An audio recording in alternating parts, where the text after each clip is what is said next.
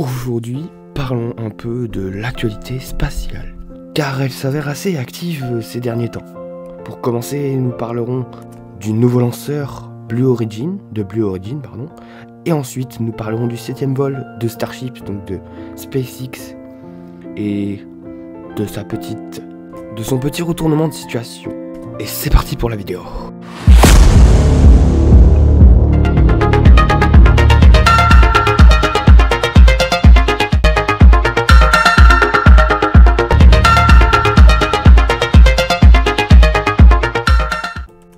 Vous allez tout comprendre dans cette vidéo spéciale actualité sur ces deux sujets que je vous ai décrits dans l'intro. Et donc pour commencer, nous allons parler de l'actualité avec Blue Origin. Mais pour commencer, qu'est-ce que Blue Origin? Car en effet, Blue Origin est beaucoup moins connu que par exemple SpaceX. Mais en fait, Blue Origin, c'est une entreprise fondée par Jeff Bezos. Donc cette entreprise vise à réduire le coût d'accès à l'espace. Créée en 2000, elle a construit un lanceur se nommant New Glenn. C'est celui dont on va plus détailler et plus parler tout de suite, juste après dans la vidéo. Car il a récemment effectué son vol inaugural le 16 janvier, donc le week-end dernier. Donc cette entreprise, Blue Origin, a également créé beaucoup plus de choses, de véhicules spatials, etc. que New Glenn. Car il a créé aussi Blue Moon en 2023, qui est tout simplement un atterrisseur sur la Lune en gros, qui pourra permettre d'atterrir sur la Lune. Mais revenons à notre lanceur New Glenn. Parlons tout d'abord du vol. Le vol s'est déroulé, comme je vous l'ai dit tout à l'heure, le 16 janvier 2025 en Floride. Donc le vol s'est déroulé avec un grand succès, avec un bon décollage, une bonne arrivée dans l'espace et le vol en orbite. Tout ça s'est déroulé avec un grand succès, comme je l'ai dit. Donc l'objectif a été atteint, car l'objectif était tout simplement de mettre leur fusée en orbite autour de la Terre. Cela marque donc une grande étape pour cette entreprise qui voulait défier SpaceX. À la base, c'était leur objectif de défier cette très grande entreprise. Ils ont attaqué au bon moment vu l'effet de la fusée de l'actualité que nous allons voir en deuxième partie de vidéo. Donc le seul inconvénient et petit problème qu'ils ont rencontré New Glenn, l'entreprise Blue Origin avec leur lanceur, c'est qu'en fait le premier étage devait effectivement atterrir sur une large plateforme, une barge au milieu de l'océan Atlantique tout simplement. Mais cela n'a pas fonctionné, ils n'ont tout simplement pas réussi à faire atterrir le premier étage sur cette petite plateforme. Alors depuis très longtemps, cette fusée est un gros projet. Dès 2013, New Glenn est entré en phase de développement. Et aujourd'hui, Blue Origin est là avec son nouveau lanceur, prêt à défier tous les lanceurs de SpaceX et de tous d'ailleurs. Maintenant parlons de la fusée en elle-même, comment est-elle faite, etc. Alors en termes de grosseur tout simplement, elle est assez grosse comparée à Ariane 5. Puisqu'elle mesure, assez grande, plus grande en tout cas, et plus grosse, car elle mesure 98 mètres, New Glenn, avec un diamètre de 7 mètres. Il contient 2 étages et pèse en tout 45 tonnes. Il est capable de positionner en orbite 13 tonnes. Seul le premier étage est réutilisable, comparé au lanceur de Starship, qui peut réutiliser ces 2 étages, lui. Voilà un petit peu pour cette petite, entre guillemets, carte d'identité du petit lanceur de Blue Origin, donc le New Glenn. Il y a encore beaucoup à améliorer sur cette fusée, bien sûr. Et Blue Origin a encore de nombreux projets qui ne demandent qu'à voir le jour. Donc cette entreprise a vraiment un grand futur devant elle. Reste plus qu'à attendre et patienter qu'ils créent et nous inventent de nouvelles choses. Ou même qu'ils fassent tout simplement des exploits avec leur New Glenn et leur autre appareil qu'ils ont déjà créé. Je vous invite à aller voir, à aller jeter un petit coup d'œil sur leur site pour un peu voir ce qu'ils ont fait, car ils ont fait également d'autres trucs que je n'ai pas cités dans cette vidéo.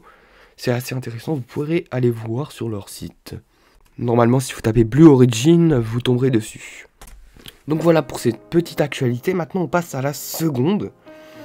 Donc qui est nettement moins entraînante et moins joyeuse, si je puis dire. Puisqu'on part du côté de SpaceX cette fois-ci. Et en effet, il peut s'agir ici d'un événement assez marquant et assez tragique pour SpaceX. Et également, je pense, assez ridicule. Car dans la nuit du 16 au 17 janvier, ils font tout en même temps, c'est dingue. C'est non pas la fusée New Gen qui décolle, mais une fusée de SpaceX qui s'apprête à décoller avec un plan à peu près similaire à ceux de ses précédents vols d'essai de SpaceX. Mais pourtant, ce n'était pas similaire en réel. Vous allez voir pourquoi. Et même si vous avez déjà vu un petit peu les actualités, vous vous en doutez du coup sûrement beaucoup. Pourquoi ça n'a pas été très similaire à ce qu'on a pu voir avant. Donc l'objectif de ce 7e vol d'essai de SpaceX était tout simplement de vérifier et de pouvoir s'assurer des plans de vol, des anciens vols, tout simplement des anciens vols acquis, des anciens vols d'essai qui ont été une réussite, contrairement à celui-ci, qui n'a du coup pas pu confirmer les acquis. Donc tout d'abord, Starship devait décoller à l'aide de 33 moteurs.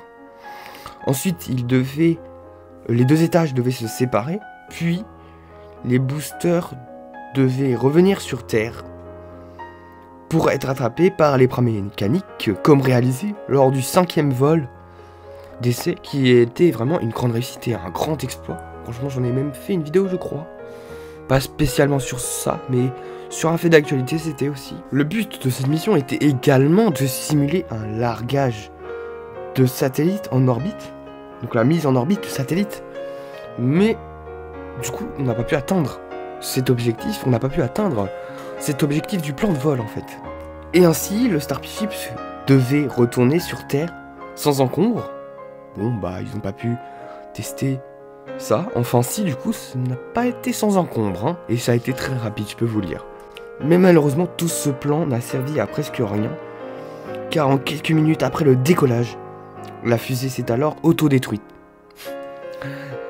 Mais alors pourquoi s'est-elle autodétruite? Car en fait, le contact entre le lanceur et tout simplement ceux qui sont derrière, qui observent tout ça, ils ont perdu le contact avec le lanceur. Donc du coup, ils ont été obligés de mettre l'autodestruction parce que ils savaient pas qu'est-ce que ça allait devenir en fait. Ils savaient pas où allait partir le lanceur. C'est là qu'on sait à quoi ça sert maintenant, il y a un autodestruction. C'est pourquoi dans les dessins animés on voit tout le temps des autodestructions qui s'activent vraiment et on se dit mais à quoi ça sert en fait, à part détruire les gens hein. Bah non, ça sert à ça, si on perd le contact, eh bien on autodétruit la fusée, comme ça. On ne risque rien. Par exemple, qu'elle percute la Terre. Bon, elle a percuté la Terre, mais autrement, en petits morceaux, qui se sont désintégrés et qui sont revenus sur Terre très rapidement. Ce qui a laissé des images aussi impressionnantes les unes que les autres, et aussi impressionnantes que dangereuses d'ailleurs. Donc pour conclure, ce vol a été un terrible échec, malheureusement pour SpaceX, mais a pu surélever du coup New Glenn. On dirait que c'était fait exprès, parce qu'ils l'ont fait vraiment en même temps. Enfin, à quelques heures près, on va dire. À plusieurs heures près même. Mais on dirait que c'était fait exprès, parce que c'est à peu près en même temps, au même moment, un échec et un succès. Donc voilà pour cette petite vidéo d'actualité, j'espère qu'elle vous aura extrêmement plu. Si c'est le cas, bien sûr, n'hésitez pas à vous lâcher sur le petit bouton avec une sorte de pouce qui va vers le haut. Et moi je vous retrouve la semaine prochaine pour une prochaine vidéo d'aviation cette fois-ci. Allez, à plus.